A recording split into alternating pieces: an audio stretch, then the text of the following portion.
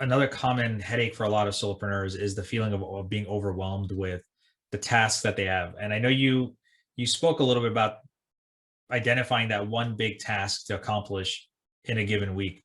But outside of that, are there any other tips you have for solopreneurs to avoid that feeling of overwhelm?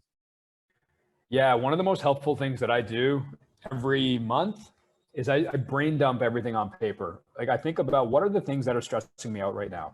Okay, this kind of revenue, this kind of membership, the bills, do I hire? How's my Instagram these days? Should I get back on Clubhouse? Like I have all of these, like I have like 1,000 thoughts a minute. And I feel like you probably do as well. And sometimes it just keeps us stuck or it makes us feel overwhelmed. And one of the things I do is I brain dump everything on paper and I circle, okay, which one of these activities brings me joy? And then I X out which one of these brings me headaches and pain. And if I can delegate or terminate the headaches and pains category and just focus on the ones that I circle, it gives me a really good, almost like it allows me to restart every month with a new plan of attack for that month. The goals don't change.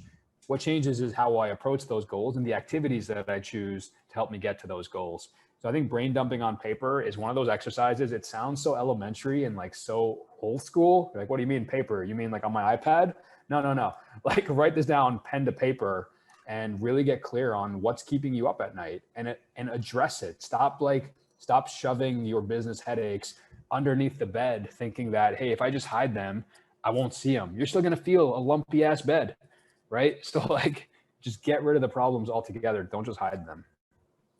Yeah, you're big on systems and implementing systems. Huge. Exactly. Is there one or two that you think are instrumental?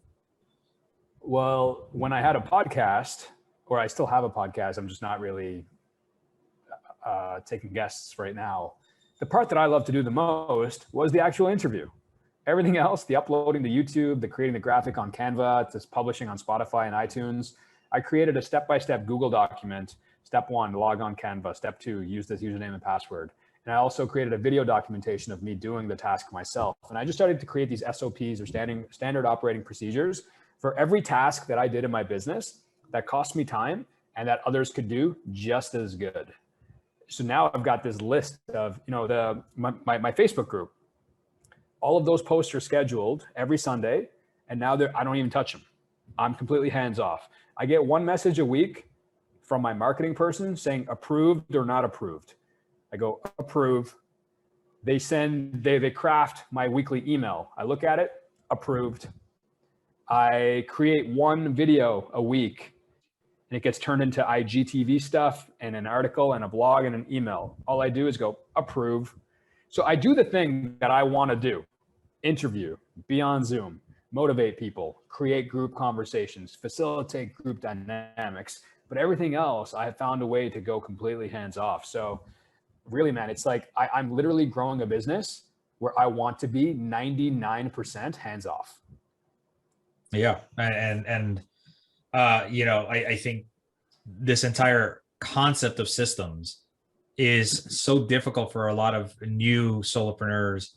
And it's so important I think that's one of the most important things to really educate people on and how easy it is. And that it's not overnight, that it will take time, but you'll get there, and I think that's also another important thing.